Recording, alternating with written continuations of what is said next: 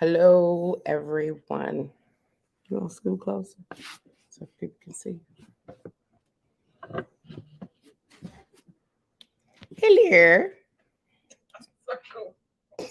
She trying to make me hit my knee on this table. Hello. Welcome back. We had like a 2 week break. but we are but we are back now. Let me start this over. We are back now.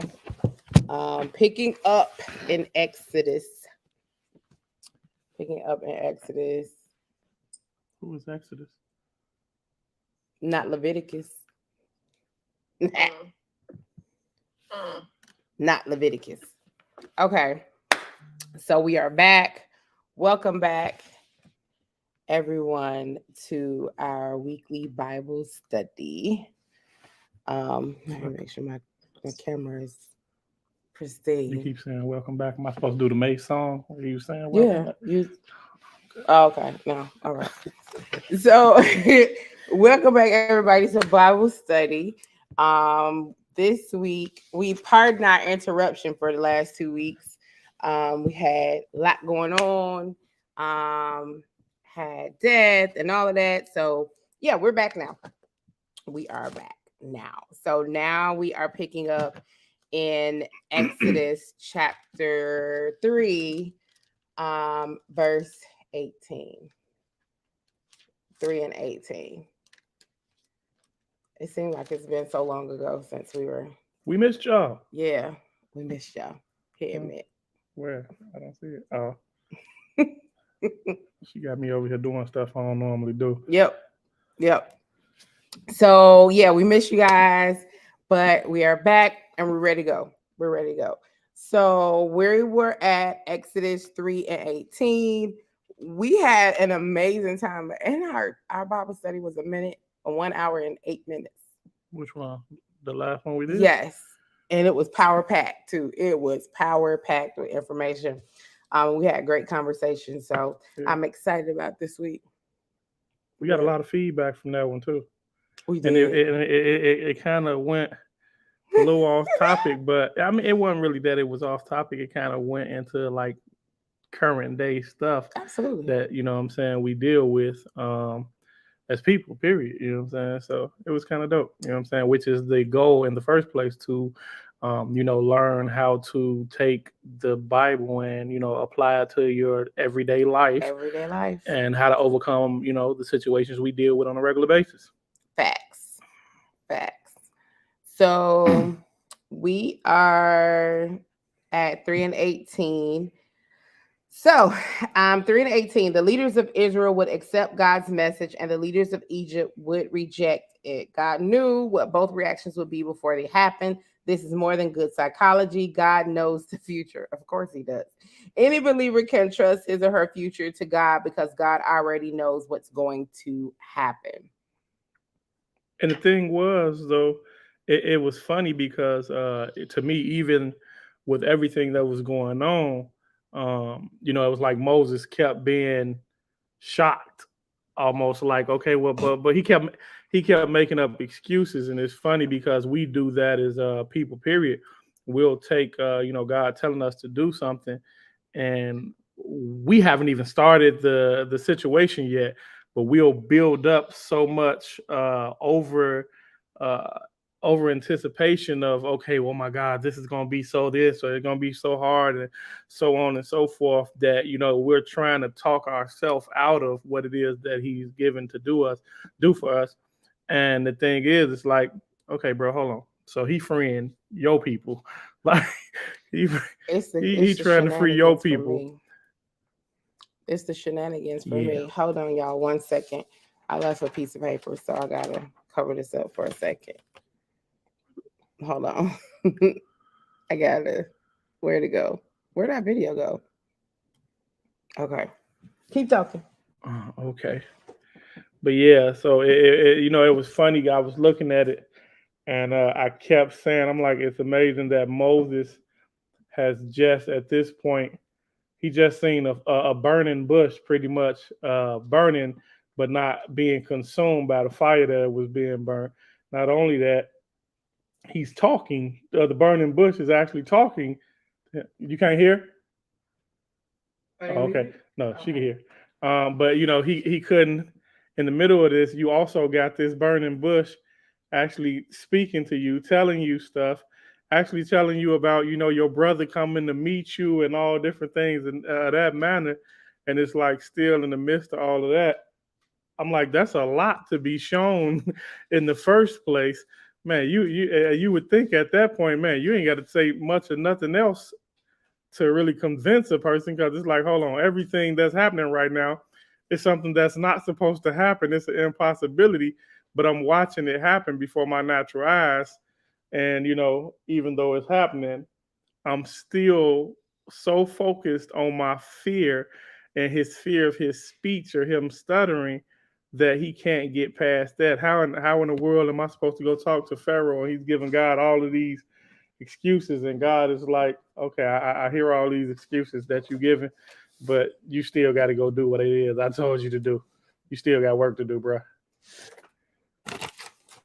I didn't want nobody to see my shorts. Oh, okay. When I got up. So I had to cover it up so y'all wouldn't see my shorts. And my kids moved my cheat sheet. So did you move my cheat sheet? I don't know what you're talking about. What you need a cheat sheet for? To cheat. Oh, Duh. okay. I'm just kidding, y'all. Just kidding. So we're going down 18 through 20 is talking about the 3-day journey into the desert to offer the sacrifices unto God, and how God knew how they would respond. And we go down to 22. The jewels and clothing were not merely borrowed, they were asked for and easily received. The Egyptians were so glad to see the Israelites go that they sent them out with gifts. Yo, have you ever done that? Somebody be in your house for an extended period of time, or like, not at your house though, like a friendship ending, and you be like, you know what? Here you go. Just go about your way. Oh no, I ain't never done that. Me either. No, you be saying I'm mean, but I definitely don't do that. I don't send people away with parting gifts. Oh, okay. These items were used later in building the tabernacle. But think about it though. It's like if you really look at it, he didn't even ask them coming into it. I mean, they didn't come to Pharaoh like, "Hey, you got to get out of there." They came originally asking, "Hey, we just want to take a 3-day journey, over here around the what's the name, and go worship God and make some sacrifices." And he like, "Who told y'all was getting a holiday, bro?" Who told you like, he was off? He like, "Who told you had off days around here? Not only y'all you not getting the off day, but I'm gonna complicate your current day. I'm gonna make your work twice as hard. Now you got to figure out how to make these bricks with no straw." Yo, like, I think that's the craziest thing that and can you imagine? Man, look, and he told them your quota better be the exact same, be met just like it was prior to, before, when we were actually giving you straw and stuff like that to produce the bricks. It's nuts. It's nuts. So before we move on, does anybody have anything to input from so far from Exodus?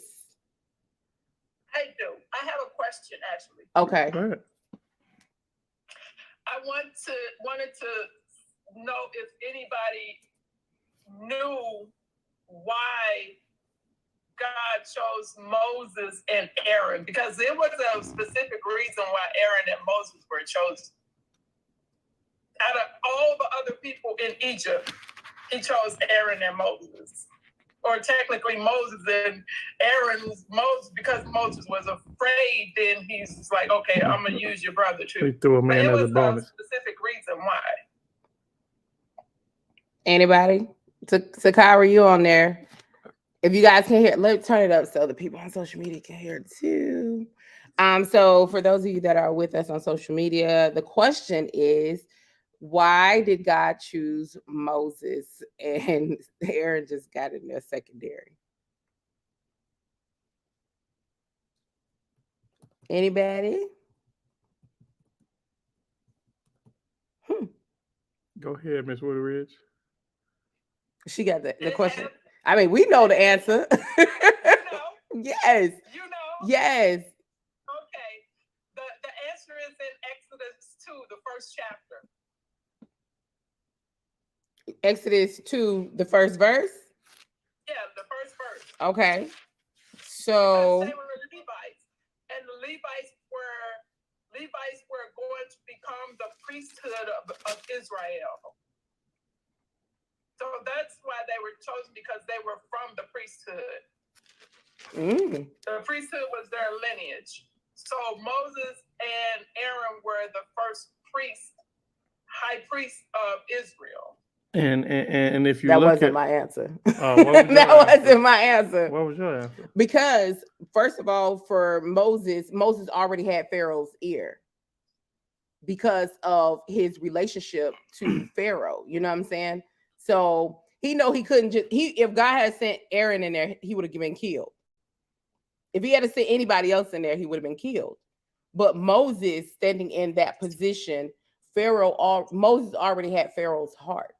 But no, not. I mean, Right, because Pharaoh hated this. Remember Pharaoh at this- hated Moses. remember at this point, and it says that all the people who even remembered Moses had died off.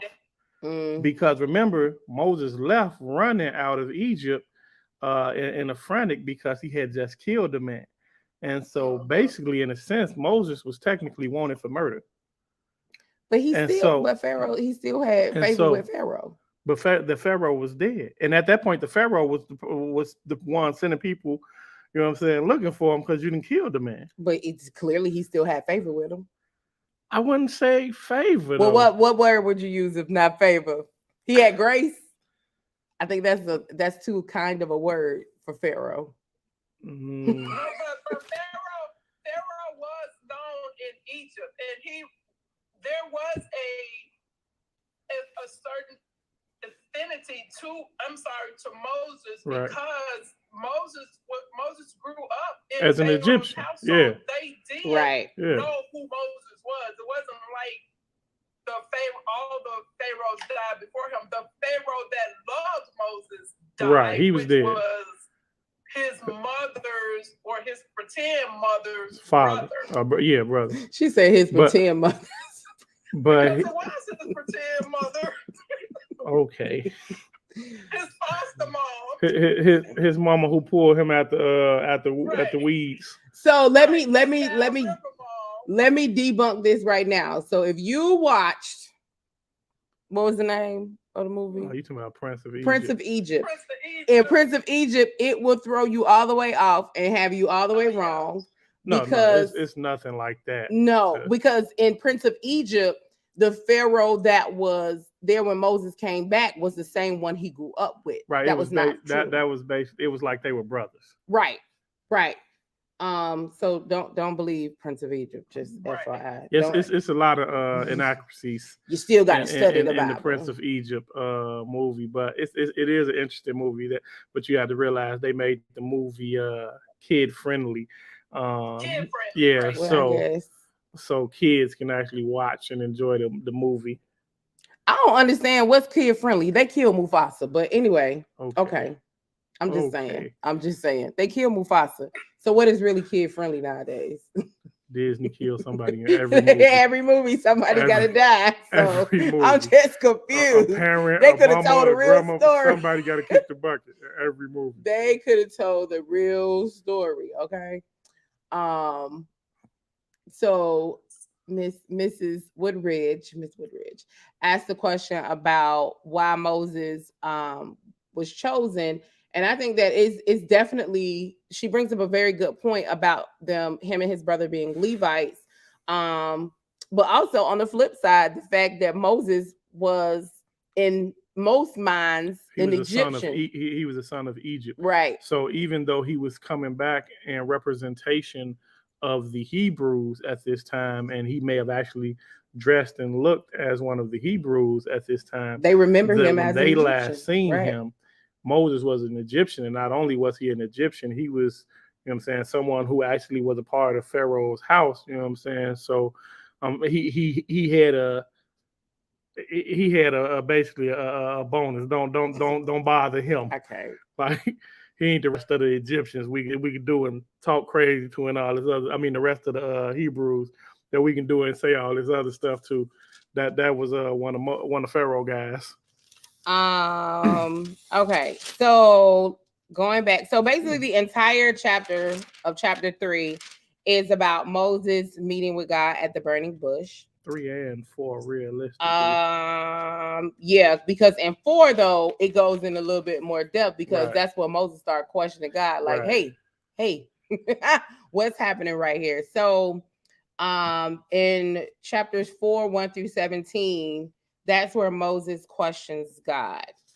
So if we go in and we start at, you were talking about that's the word, over anticipation.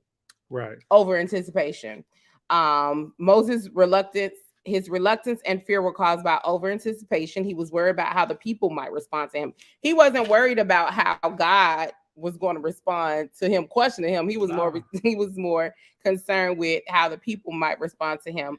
And like Antoine was saying, we often build up events in our minds and then panic over what might go wrong. I was just gonna say the reality of it is, even though he's panicking and he's looking at it like what might go wrong, God is literally telling him everything that's going to happen. He literally tells him almost a step-by-step account of, okay, well, you're going to go tell Pharaoh this.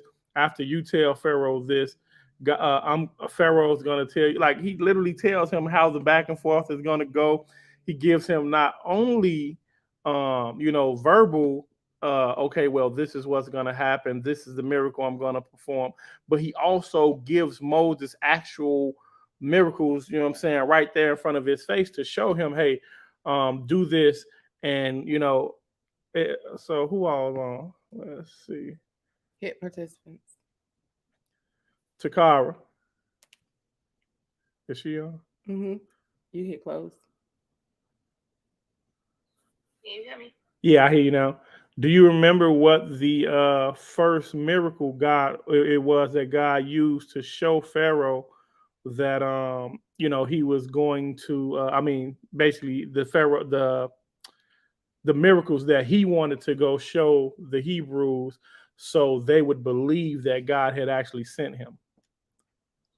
It was the staff, when the staff turned into the snake. Yep, that was it. Yeah, that was the first one. Anybody else got another one?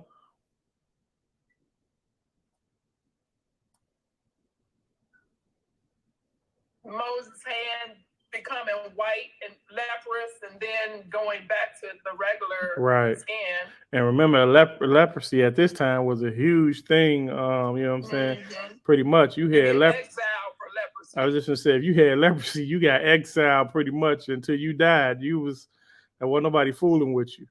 So at that point, you know what I'm saying, that was one of the two things he showed him. Okay, well, this is what I want you to go show. This is what I want you to go tell the people. And like Lindsay was said, it wasn't just that he got him. He told him, hey, you're going to meet your brother, Aaron, on the way back, and you and your brother will go to the people and basically go to the leaders of all the Hebrew tribes. And basically all of them actually went initially to go talk to Pharaoh. So now we done talked about the leprosy, the staff, and all of that. Around verse 10, that's when Moses pleads with God to let him out of his mission. Moses thought that he needed help, but really he already had God, you know what I'm saying? Because God isn't going to give us any instructions without making provisions for it. So many times I know in my life, like God has told me to do something and I'll be like, yo, I don't understand what it is that's about to come from this, but I'm gonna trust you. And every single time it always worked in my favor. Like there was something that came behind it that was so miraculous. And even sometimes in some of the instructions hurt. Like when God tells you to separate from people, when he tells you to walk away from things that you built and that you love and stuff, like that hurts.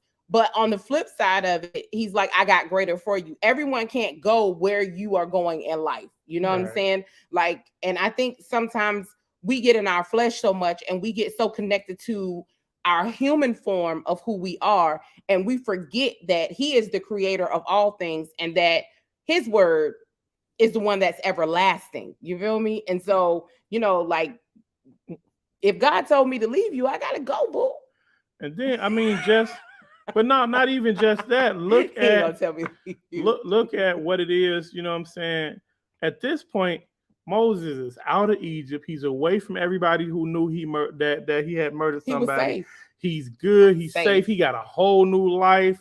I got a wife. I got new family. I got all of this stuff. So to Moses, I'm sure Moses is looking like, bro, hold on, I got a lot to lose in this mission you trying to send me on right now. So everything you're telling me, you know what I'm saying, basically is it's literally like a conflict of a person's natural self-preservation. Go ahead, Ms. Woodridge. Oh, go ahead. And I can understand Moses' reservations because number one, I don't know you, meaning he didn't know Right, God. he didn't. He just This meets is his first God. encounter. He's just being introduced to I am that I am. Right. I don't know you. And then because remember, because the children of Israel had been in Egypt so long, they had lost any connection to God. They had adopted all the Egyptian ways. So Right. they didn't have any longer this connection to the God of Abraham, Isaac, and Jacob. So I don't know you, number one. And then number two, you're telling me to go back into a land where I know they gonna try to kill me. Yeah, So Moses. that's gotta be a hard pill to swallow. And then I gotta tell them, I gotta go back and give the leader of the world a commandment. Not They a gonna kill me. right, not an option, but hey, bro, you this what you got to do type Right. deal. Period. And it was a Right. period They at the gonna end kill of it. me. But you know, because Moses was so adamant about his weakness and about his speech, because Moses had a speech impediment, right? Because he was so adamant about it, God's like, okay. I'm gonna let Aaron speak for you.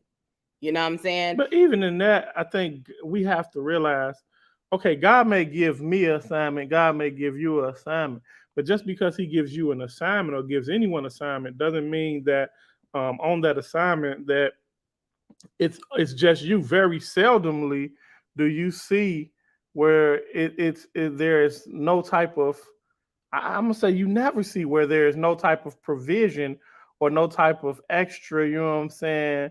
He not gonna send you on a death mission without making sure that, you know what I'm saying, already got some stuff set up for you to make sure you get this taken care of.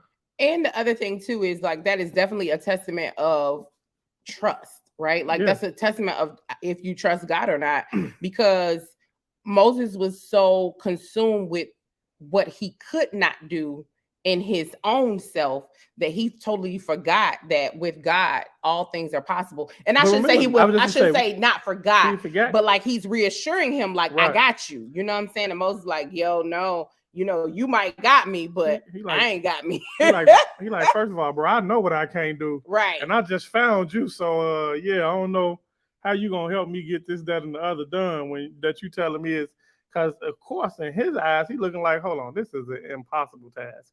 Ain't no way I'm finna go tell this man to go let go his free slave force, and I'm gonna walk out of here still breathing. And that's the thing, like when we're going through life, we have to really lean onto God, right? Like we have to lean and trust in him, because those insecurities that we have, our weaknesses that we have, we're made strong in him. You know what I'm saying? So it's like trusting in him will make those insecurities a security. Trusting in him will make those weaknesses a strength. Trusting in him will make those things that we are self-conscious of about ourselves, you know, we'll have confidence in those areas. So, you know, he's the present help. Let me just say that. So, In verse 16, I just want to highlight in verse 16 that the phrase "as if you were God to him" just means that Moses would be telling Aaron what to say as God was telling Moses. So he was using Moses as a mouthpiece. He was using Moses as a vessel to be the mouthpiece to Aaron, to be the mouthpiece to everyone else. So when we go down to verse 18, this is where Moses returns to Egypt. Right. So they talked about the staff in verse 17, in verse 17 to 20. They talked about the staff as he left for Egypt to face the greatest challenge of his life. The staff was his assurance of God's presence and power. When feeling uncertain, some people need something to stabilize and reassure them. For reassurance when facing great trials, God has given promises from his word and examples from great heroes of faith. Any Christian may cling tightly to these. So, and the thing is, like, understand the staff is something that's super simple, that it probably would have been hundreds of people walking around there, you know what I'm saying, with these same exact staffs that look no different than Moses' staff. But the reason was because that's what they used to pretty much guide and tend to the sheep, you know what I'm saying, and control and guide the herd of the sheep. So, you know, a lot of people had them in different shapes, forms, or fashions, or whatever the case may be. But like you said, he used something so simple and basic to pretty much use to give a sense of faith, in a sense of, hold on, this is, you know what I'm saying, something special. There's something extraordinary about this staff and about, you know what I'm saying, what's happening right now. And so he used that simple staff to convince an entire group of people that had been enslaved for 400 some odd years that, okay, hold on, this is from God. And like you said, like Ms. Woodridge was saying, a lot of the people at this time, I'm sure there was still some people who were still, you know, following the beliefs and the teachings of God. But I'm sure for the vast majority of a lot of these people had, you know what I'm saying, adopted a lot of the Israel beliefs and Israel, not Israel, Egyptian teachings and stuff like that, because I mean, that's where they were. They've been here their entire lives. So I want to read verse 21. It says, the Lord said to Moses, when you return to Egypt, see that you perform before Pharaoh all the wonders I have given you the power to do. But I will harden his heart so that he will not let the people go. Then say to Pharaoh, this is what the Lord says. Israel is my firstborn son, and I told you, let my son go so he may worship me. But you refuse to let him go, so I will kill your firstborn son. Now, in the notes, when in studying this, the Bible says God was about to kill Moses because Moses had not circumcised his own son. Right. I mean, because he wouldn't have, though. At that point, his entire life he had spent either with the pharaohs, right? I mean, either with he the wasn't Egyptian familiar with the laws, or the, you know what I'm saying, Midianites. So he had no knowledge of, you know, what the actual teachings or practice was, unless it would have been something that, you know, his mother, who was taking care of him as the maid servant or whatever, had actually taught him. But I don't think that would be something she would have taught him for fear or risk of, you know what I'm saying, her being, you know, killed or anything like that in the house of Pharaoh. And even with that, even if she had taught him, he couldn't have done it while he was in Egypt. So verse 24 says, at a lodging place on the way, the Lord met Moses and was about to kill him. But Zipporah took a flint knife, cut off her son's foreskin, and touched Moses' feet with it. Hey. We just gonna pretend. I want to know how old his son was. We just go pretend. We just go pretend that he ain't just say what he just said. But okay, so it says, but Moses could not effectively serve as deliverer of God's people until he had fulfilled the conditions of God's covenant. And one of those conditions was circumcision. Yeah, he had to right? be circumcised. So before they could go any further, Moses and his family had to follow God's commands completely. And under Old Testament law, failing to circumcise your son was to remove yourself and your family from God's blessings. Moses learned that disobeying God was even more dangerous than tangling with an Egyptian pharaoh. Does anybody remember? Well, Takara, do you remember where this the circumcision came about, or who he started this covenant with?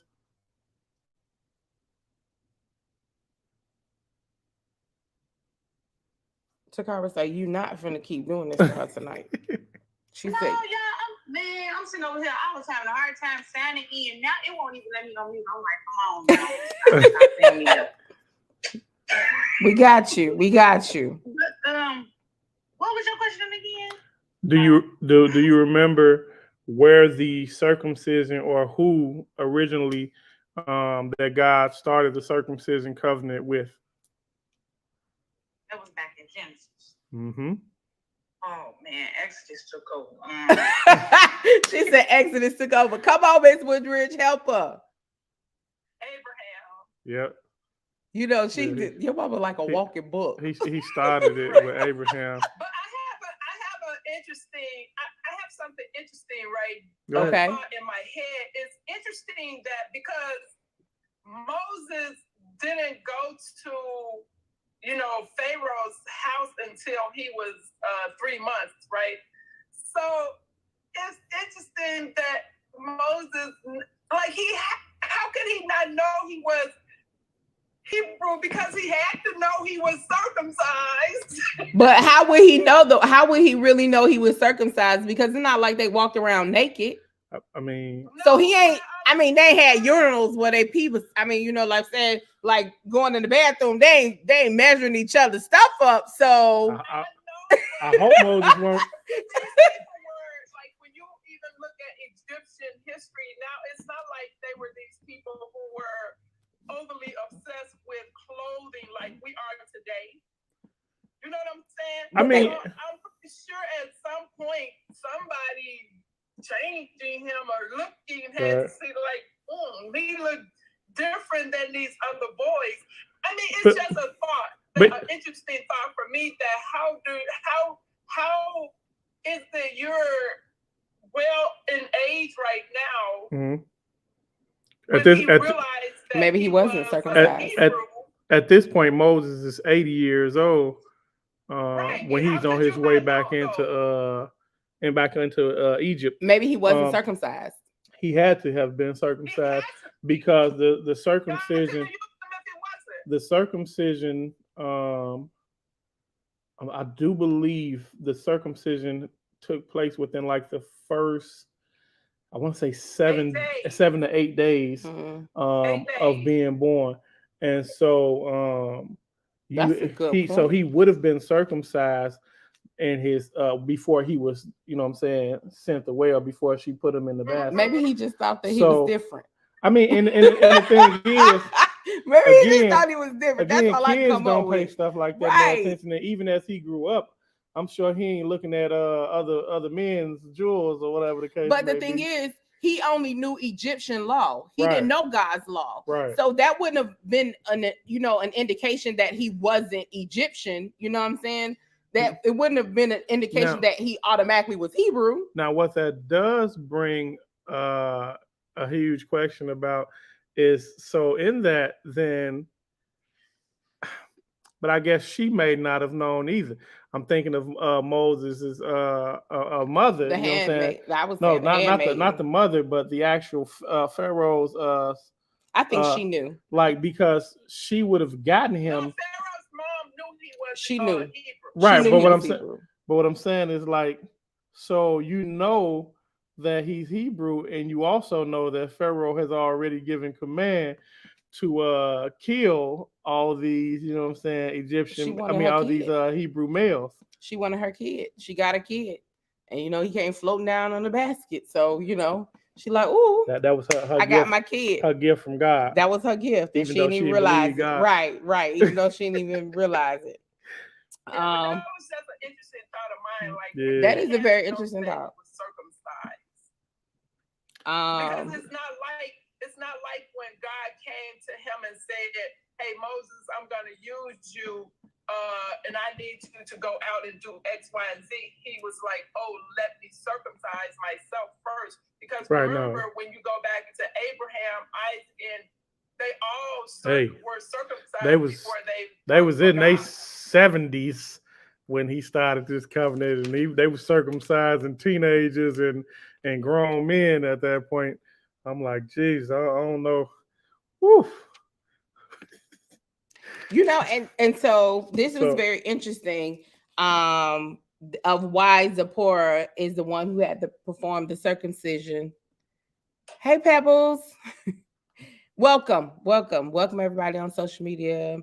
So it's saying Zipporah had to perform the circumcision because more likely than not, she was the one who had advised Moses against the circumcision from the jump. And she felt like she was the one that needed to do the circumcision. On top of that, Moses had gotten ill. And she like, yo, if I don't perform this circumcision, my son and my husband gonna be dead. And the thing was, you also, like you said, this ain't something Moses has ever done because this wasn't part of his upbringing at this point. And it definitely wasn't a part of her culture. She wasn't for the culture like that. So chapter 5. Yes. God sends Moses to Pharaoh. Double work for the Hebrew slaves. That's not funny. Double work for the Hebrew man wanted to probably beat him up. They wanted to throw him from something and kill him. So basically the entire chapter 5, Moses took the message to Pharaoh, and Pharaoh was like, okay, I'm gonna just make them work harder. That's it. That's Pharaoh was like, what? You want a 3-day holiday? You want to go sacrifice something? Oh, okay. I tell you what. Not only is you not getting this holiday, but figure out how to meet your same goals without what we was already giving you, and now you're gonna have to work twice as hard. So and now remember, the Pharaoh actually had so the way it was set up was basically where they had different leaders in the actual Hebrew community were basically like foremen that were basically keeping or relaying the message that the Egyptians were giving back to the rest of the people who were working, and so on and so forth.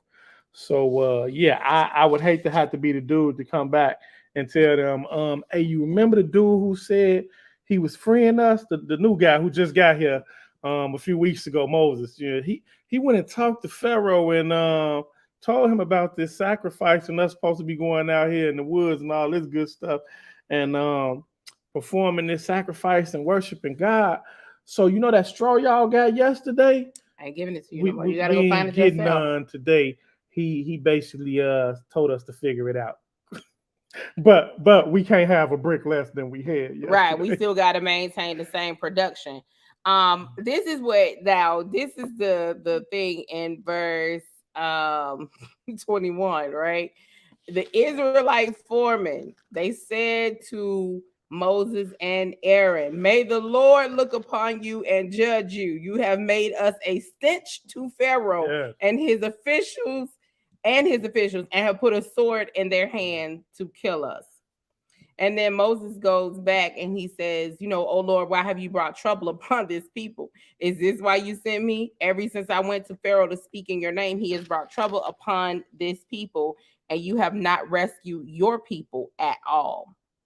And so now we're in chapter 6, where verses 1 through 12, God is promising redemption to the people.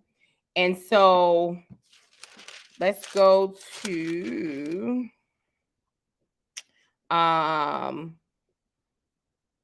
6 through 8.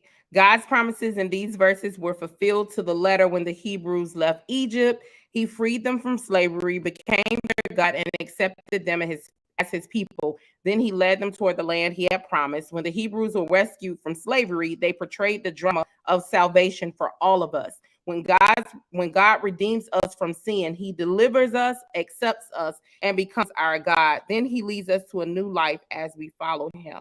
Don't forget, they ain't just leave. They left with money. They left with riches. So they didn't leave, you know what I'm saying, with to listen. The Hebrews didn't want to hear any more about God and his promises because the last time they listened to Moses, all they got was work and great suffering. Sometimes a clear message from God is followed by a period when no change in the situation is apparent. During that time, seeming setbacks may turn people away from wanting to hear more about God. If you are a leader, don't give up. Keep bringing people God's message as Moses did. By focusing on God, who must be obeyed rather than on the results to be achieved, good leaders see beyond temporary setbacks and reversals. This is a building of, when you look at this is a building of both character and faith, not just for the leader, but for the people as well. Because, okay, well, yeah, God said this, that, and the other, but am I going to trust his word? And you know what I'm saying? Well, it's because, like we always hear people say, faith not tested ain't really faith. So it's like, okay, well, I got faith in what it is God says. So a lot of times for you to have that faith in what God says, the enemy is like, okay, well, let me test just how faithful they are, just how much they believe what it is that you said. And it's no different than the story of Job, as we know. We ain't got to yet, but we'll get there later. So you want to talk about Job? No, we ain't got there yet.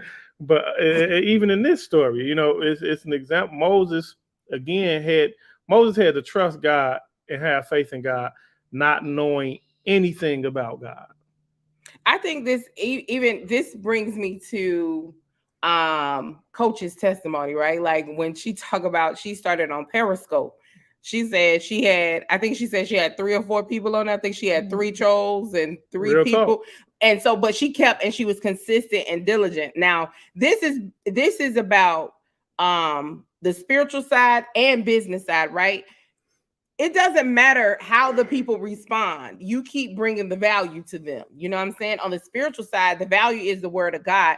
On the business side of it, it is whatever information that you have to deliver to the world, because the world needs the information that you have. So, and she was talking about, like, she was definitely being consistent and diligent with getting on Periscope and preaching. She was just preaching.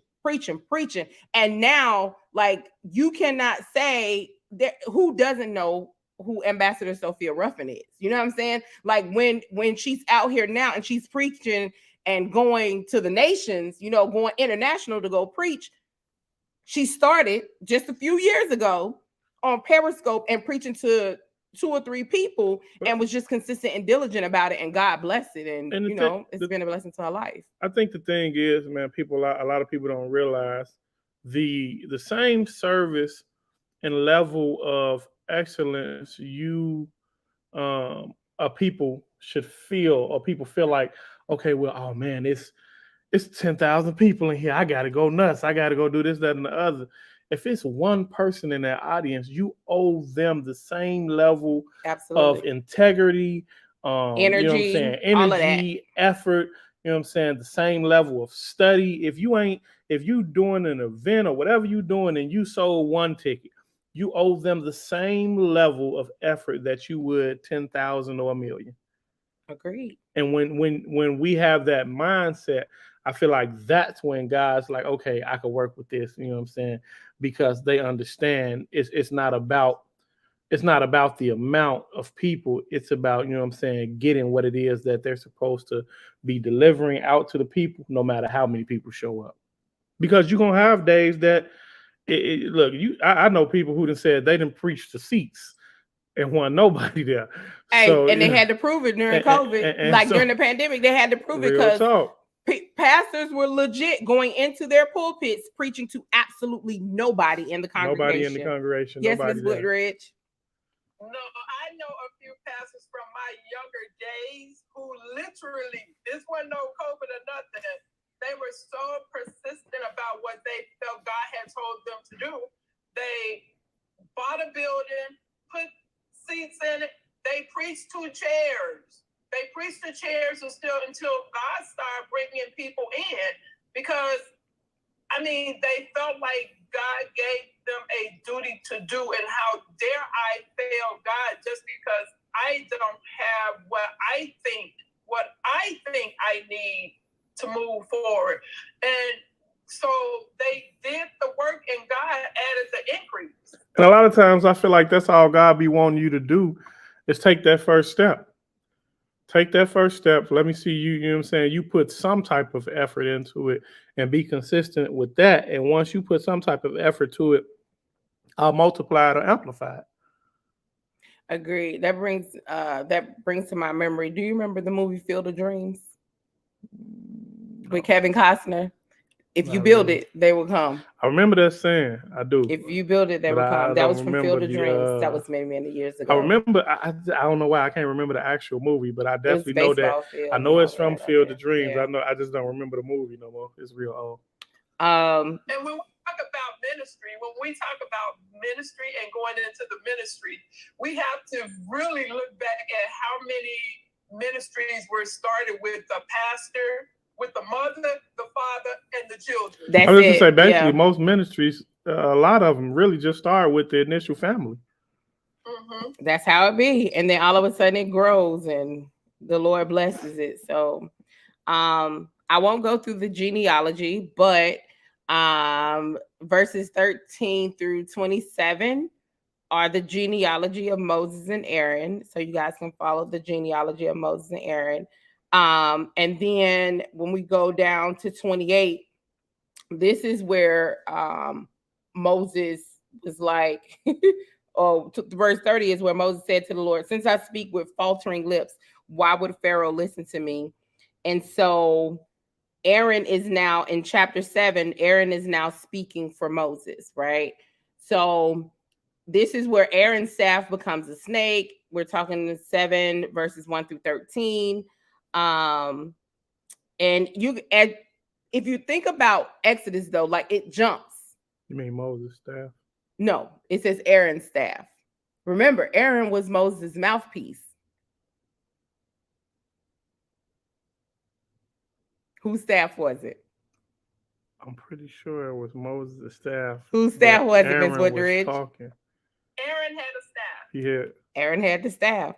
So, but the thing is, if you're thinking about Exodus, is it just me or it's jumping back, right? Like jumping, it seems like it's going one of those, it's giving one of those, like, what do you call it? A black backslash? What do you call it? Flashback. The movies where they show the give you like Right, it's a flashback. Yeah. Right. So because in chapter 7, that's where Aaron is actually speaking for Moses, right? Like this is where Aaron is speaking for Moses. And around verse 8, that's where Aaron's staff becomes a snake. The Lord said to Moses and Aaron, when Pharaoh says to you, perform a miracle, then say to Aaron, take your staff and throw it down before Pharaoh, and it will become a snake. So Moses and Aaron went to Pharaoh and did just as the Lord commanded. Aaron threw his staff down in front of Pharaoh and his officials, and it became a snake. Pharaoh then summoned wise men and sorcerers, and the Egyptian magicians also did the same things by their secret arts. Each one threw down his staff, and it became a snake, but Aaron's staff swallowed up their staffs. Yet Pharaoh's heart became hard, and he would not listen to them, just as the Lord had said. Now we go to the plague striking Egypt, right? So we're going to go through the plagues. So Exodus, and we're going to go through these. We're going to run through them. So we're about to run through chapter 7 through 11 pretty, I guess, quickly. Why? What? Okay. So Exodus chapter 7, verses 14 through 24 is plague number 1. The Nile turns to blood, right? So I'm going to go through each one of the plagues. There were 10 plagues, y'all. 10 plagues. 1 was the Nile turns to blood. 2 is in chapter 8, verses 1 through 15 with the frogs. Chapter 8, 16 through 19 was the gnats. Oh my God, I hate gnats. I feel like that plague is still here. I feel like it's still here. Then chapter 8, verses 20 through 32 is plague number 4, which is the flies. Them definitely still here. And then Exodus chapter 9, 1 through 7, the 5th plague was the livestock. Then Exodus chapter 9, 8 through 12 is plague number 6, which is the boils. Exodus 9, 13 through 35 is plague number 7, hail. Let's stop right there. Y'all do know they in the desert, right? They in the desert. Where did hail come from in the desert? So at that point, they should have known. we probably should go ahead and do what this man telling us to do, because hell just came out of the sky and we ain't never seen hell before. Yes, And Miss Woodridge. Even with the first, go ahead. No, I was just gonna say one of the things, even with the first of all, the first plague was they turned the Nile River into blood, and not only was the Nile River in the blood, but the fish died off. So now you affecting our food resources on top of, you know what I'm saying, our drinking water. So they had to dig new ditches and everything else to even be able to get actual water at this point, because the Nile was literally like one of the reasons they were able to have such a flourishing kingdom in the desert in the first place. That's true. Go ahead, Miss Woodridge.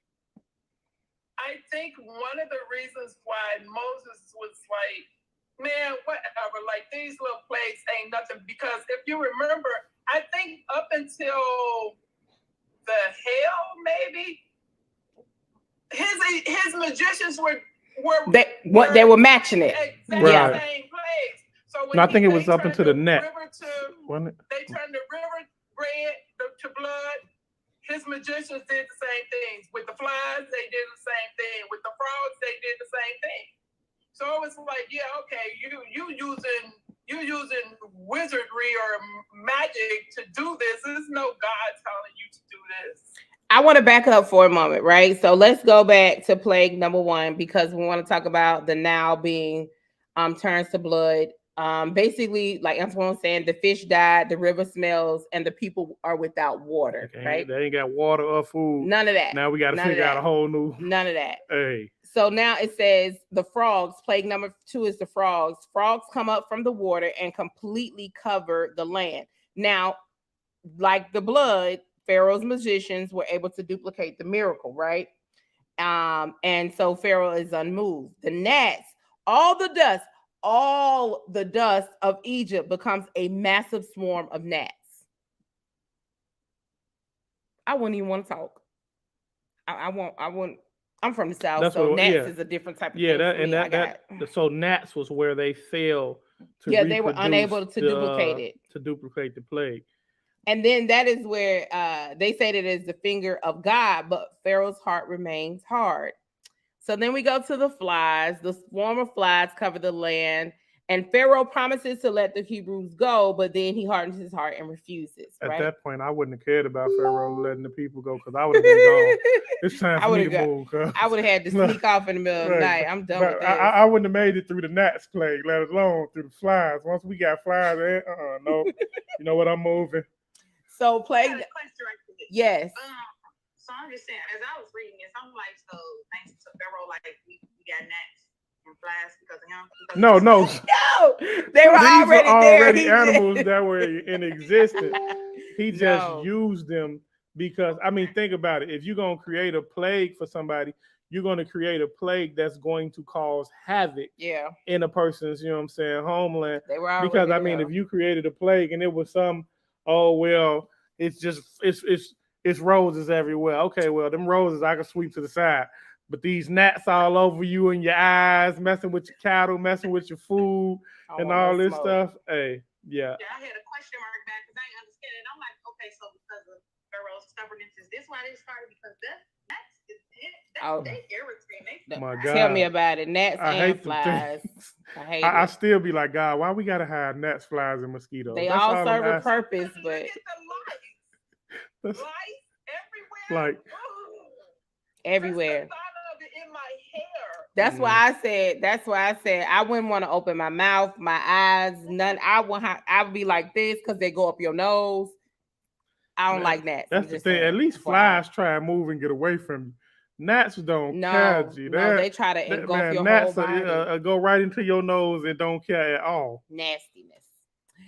So plague number 5 was about the livestock. So all the Egyptian livestock dies, but none of Israel's is even sick. Pharaoh still refuses to let the people go. Okay. Plague number 6 is the boils. Horrible boils break out on everyone in Egypt. Magicians cannot respond because they are struck down with boils as well. Pharaoh still refuses to listen. They can't cure them of the boils because they got just as many boils as the rest of the Egyptians. Yep. And so plague number 7 is the hail. Hailstorms kill all the slaves and animals left out or unprotected and strip or destroy almost every plant. Pharaoh admits his sin, but then changes his mind and refuses to let Israel go. Now, I think this is one of the ones, the locusts are, I guess you want to say, the most popular one aside to the firstborn, but I think the locust is the one that people remember the most. So plague number 8 is in Exodus 10, 1 through 20. And it's the locusts. Locusts cover Egypt and eat everything left after the hail. Everyone advises Pharaoh to let the Hebrews go, but God hardens Pharaoh's heart and he refuses. Now we go to plague number 9, the darkness, right? Total darkness covers Egypt for 3 days, so no one can even move except the Hebrews who have light as usual. That's in chapter 10, verses 21 through 29. And even this, Pharaoh again promises to let Israel go, but again changes his mind. That got to be the irritating part at this point. Like, he be like, come on, bro. Like, you see them over there chilling, and we over here suffering. Can you please let these folks go about their business? I'm gonna let them go. Like, he tell, I changed my mind. Nah, I'm good. As soon as they remove the plague, you're like, nope. And you know what? I'm good. Change my mind. You have to be like Joe Biden. Come on, man. I can't. So the last plague number 10, was the firstborn to be killed. That is Exodus chapter 11, verses 1 through 12. I think is the 1 through 12. And so basically the firstborn of all the people and cattle of Egypt die, but Israel is spared. Pharaoh and the Egyptians urge Israel to leave quickly. Now he wants them to leave quickly, right? After they are gone, Pharaoh again changes his mind and chases after them. Now, this is the part when he chased after them. That's when the part where you guys, when they did Prince of Egypt, and it was actually correct, right? It was accurate in that part, right? When the Red Sea was parted and the Israelites were able to go through, and Pharaoh's army came behind them, and once all of the Israelites were through, the sea came down on them. The sea came down First on of them. all, look, I think I would have had to abandon the army that day. Like, bro, like, did you not just see what happened and you want to go bring these folks back? Listen, it's time for me to leave. You ain't making wise decisions at all. I need a new nation. So I want to go. I want to I don't want to start the Passover. We can go start in the Passover next week about the Passover tradition, because the Passover goes the Passover goes a little bit deep, and I want us to pick through this whole Passover thing, because a lot of people don't know what the Passover is, what happens during Passover, and why Passover even exists. So we're gonna start that up next week. So you guys, that's chapter 12. We'll start at chapter 12 next week. So let's try to read at least 12. We had already told them to read 15 through 25. Right, but I'm just saying let's reread and freshen up on, say, 12 through 20. Yeah, definitely 12 through 20. I'm glad we was able to, you know what I'm saying, come back and have Bible study. I miss you guys. Again, we apologize for our brief interruption. We had some medical issues going on and some death we were trying to deal with and help with. And this is the funny thing, right? So we took this trip and I still don't have my bags. I still don't have my bags. Yeah, we still gotta go to the airport and figure out what these suitcases are. Yeah. And pray that they're actually there, because they dropped them off. Oh, both of us almost. Yeah. Oh my God. Don't talk about it, because there might be some people that's scared to fly. Okay. So don't talk about that part. So the airlines, because of the weather was so bad down there and here, if you guys know that the southeast area and along the East Coast had a really, really bad storm. And so it was crazy. So we were flying out of a regional airport And so we had a flight. Our flight was going from Augusta to Charlotte to New York to Chicago. And by the time we got to Charlotte, we had missed all of our connections. And the girl told us once we got to LaGuardia, we were going to be stuck. Basically, we were going to be stuck because they only had 2 available seats on the flight from LaGuardia to Chicago. But there were 4 of us. There was me and my kids. Well, I wasn't on the flight. Yeah, he wasn't on the flight with us. So because I came down later. Yeah, so then it's like, then I was like, okay, cool. My older kids can just get on the flight and go home, and then me and Bryson can fly. But nope, because they're under the age of 18, they could not fly by themselves. That's not how So that they works. finally got us a flight. Oh, God bless that lady. I wish I knew her name because I definitely want to write an email about her. But she found a flight from Charlotte to Milwaukee. She said, "What about Milwaukee? Can you guys get somebody to pick y'all up from Milwaukee?" That was a long drive. I'm gonna just say that. Yes. I didn't even know Milwaukee had an airport. After I was like, just get me there. I never knew Milwaukee had an airport. After getting off of my flight, I literally had to go get the car. I'm like, it made no sense for me to come home. I had to literally get in the car and basically just drive straight up to Milwaukee and wait on them for like an hour and a half because they flight. Actually, it was probably about 2 hours because they flight still left late, even though they got them on a new flight. So yeah, I was sitting there super sleepy, tired. Hey, I think I got up like 4 o'clock that morning or something like that. Yeah, it was a long trip. It was. But it was a needed trip. It definitely was. It was a needed trip. And we were definitely in the right place at in the right time. place at the right time to be a servant to those in need. And so that was the beautiful thing about it. And like I said, it was something I think that I'm glad that my wife was able to be there for people that are really close to her heart and just close to us, period. And so I was like, well, we didn't know why we was going down there. We thought we were going down there for just something completely different. And yeah, it wound up being a whole little whirlwind of situations. But like I said, I'm glad that we were there and able to serve and do whatever we could to help people in their time of need. So yeah, so the airlines have had our bags for now. They've been holding our bags for like a hostage for a week. And then they called me yesterday and was like, your bags are in Milwaukee. Yeah. They called us. Wait, what's today? Today's Monday. Today, Monday. We got back here Tuesday. So I think they called maybe Saturday or Sunday. Either one of those days. And they was like, oh yeah, we got your bags. And so then they were like, we're just going to put them on a flight. Yeah, they called Saturday evening. ORD. I'm like, well, at least they did that. The reality was, I don't understand why they didn't just offer to ship your bag. I have no idea. To the house, that would have been so much better. So now we have to take a trip to ORD and go get our bag. I'm not looking forward to that at all. But we definitely experienced warfare during this time. But like Antoine said, we were definitely able to serve and do what God has called us to do in the time of need for people who we really, it's family, because she stood in our wedding. That was my matron. No, she was my maid of honor. She wasn't married then. She was my maid of honor. So I don't know the difference of none of that. So yeah, the maid is unmarried. The matron is married. You can tell me that 1,000 times. I'm not gonna remember it. I'm not gonna even lie to you and pretend. So lots, and the kids actually enjoyed themselves. They were able to be outside in not the country, but to them it was country setting. So they had a great time. So we are back now on schedule. So we will be back next Monday.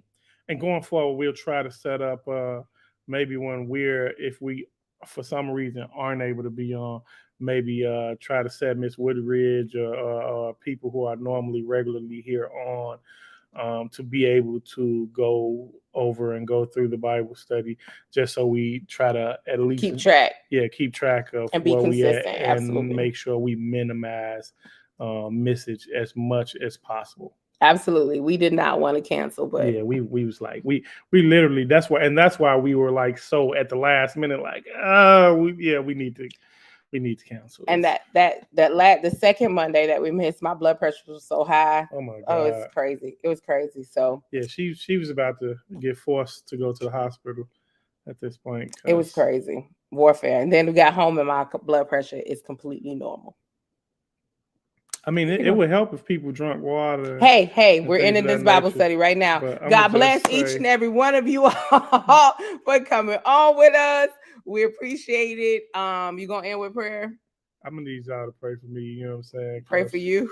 Yeah, I'm tired of like everybody got time to be going back to the hospital about these same things. I 'cause drank water. Go people ahead. don't like drinking H2O. I did it. But okay, Lord, we thank you for this amazing Bible study, this privilege, this honor to be able to go before you, seek your word, to dive into it and fellowship with others, oh God, and fellowship with one another as we, oh God, take this journey of life in the natural form, oh God. We thank you that you are opening doors and blessing us and giving us, oh God, wisdom as we go through this word. I thank you for even the questions that we have. Different people are giving and contributing. And oh God, Lord, I thank you that as we seek these questions and we seek this knowledge, oh God, it's beneficial to us all, oh God. It brings light to things or mindsets or ideas or questions that many may have, oh God, and not know how to present, oh God, from fear of judgment or whatever it may be. But we thank you that we've created a free space, oh God, to where you can ask or say what you think and, you know, be, oh God, open about it, oh God. And Lord, I just thank you that this has been a blessing, oh God, to us and been a blessing to each and every person, oh God, that is tuned in, oh God. I ask that you would continue to crown our heads with your wisdom, with your knowledge, with your grace, oh God, and mercy. Lord, go before us and open up doors, oh God, that only you can open, oh God. And Lord Jesus, close the doors, oh God, that we have struggled to close in the past, oh God. Lord Jesus, allow this next season, oh God, and even this current season, the remainder of it, to be greater than ever before, oh God. Allow us to see new things, oh God, experience new things, oh God, and allow us to experience your favor, your presence, your oh God, just grace and mercy like never before, oh God. Allow favor to go before us, oh God, in every aspect of our lives, oh God. We declare and decree that no backlash or bitter retaliation of the enemy, oh God, shall take foothold in our lives, oh God. Lord, we root up and send back to the pits of hell everything that would come against, oh God, us and our Bible studies, oh God, and our lessons, oh God, as we continue to read, oh God, from one person to the next. And we ask all these things and believe and know them to be true. In Jesus' name, amen. Amen. See y'all next week. 12 through 20.